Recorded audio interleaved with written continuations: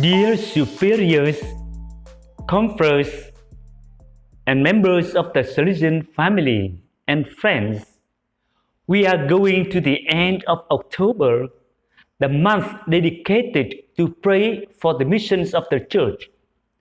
We congratulate our conference in the delegation of Mongolia, which belongs to our East Asia Oceania region, because they have completed to build up a new chapel in Shuvu, a little town or village 40 kilometers from the capital Ulaanbaatar.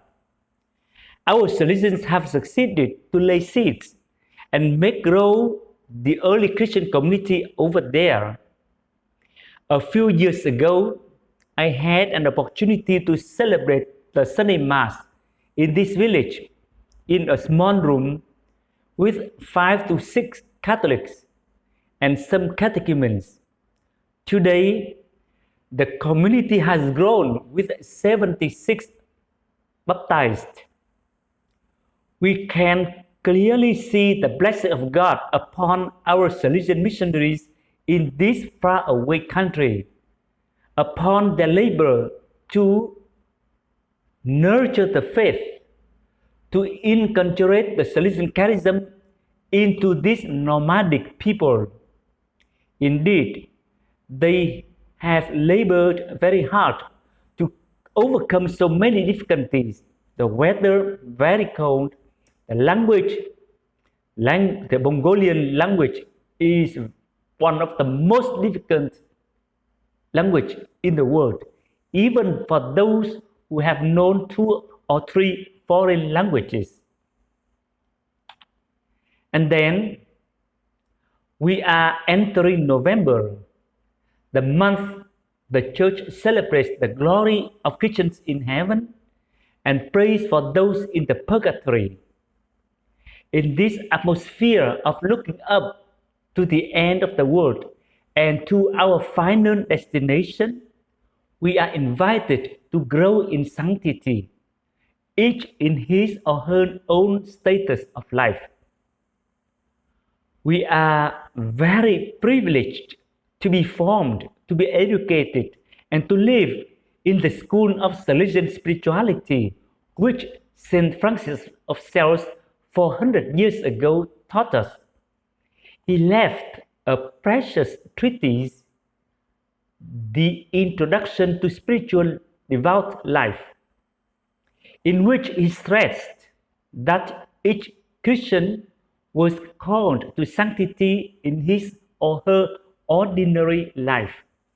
This teaching has been spread out by his spiritual family, and Don Bosco was one of the gifted spiritual disciples, as Don Bosco implemented this teaching in his own missions to the young. In fact, Don Bosco simplifies it with a motto which becomes universal in the Salesian world. For us, sanctity depends on the fulfillment of one's duties in joy.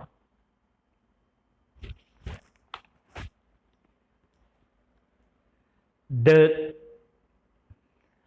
Council Vatican II reaffirmed this call of the Gospel in chapter 5 of the Constitution Lumen Gentium. Our Saint John Paul II enkindled this passion for becoming holy, as in his pontificate he canonized 482 saints, more than all popes of the previous 500 years combined, and beatified 1,341 men and women, like Father Pio, Maximilian Kolbe, Edith Stein, Faustina Kowalska, Catherine Drexel. Pope Francis, with his apostolic exhortation, "Rejoice and be glad," calls us that we need not to think only those holy men and women already glorified on the altar. The sanctity has been poured abundantly by the Holy Spirit upon God's people, because God is pleased to make people holy and saved them.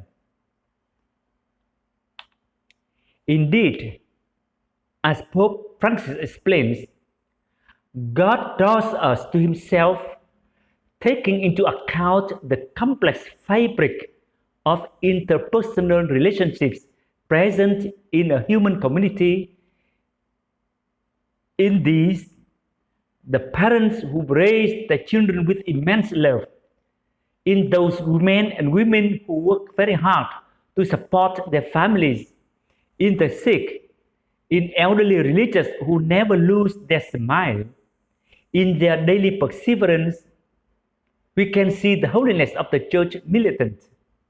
Very often, it is a holiness found in our next door neighbors, those who, living in our midst, reflect God's presence. We might call them the middle class of holiness. This is the ultimate goal of all Salesian spirituality. It is also the way we spread it out through our mission of education and evangelization. Then, each day, we have to ask ourselves, what is or what are my duties so that I can become holy and fulfill them, and whether I fulfill them in joy or in sadness. Reading the lives of our Salesian saints and blessed venerable servants of God, we find out two common traits: love for God and loving kindness to others, beginning from those with whom we are living or to whom we are sent to serve. Loving for God and loving kindness to others in our whole day, whether we are in the chapel, in prayer moments, or we are teaching the class, serving in the office, in the companies, or with community or with our family churches. Dear superiors, confreres, and members of the Salesian family and friends, I wish you a fruitful month of growing in holiness in accord with our Salesian spirituality, contributing to the church garden with our flowers of holiness. May God bless you all.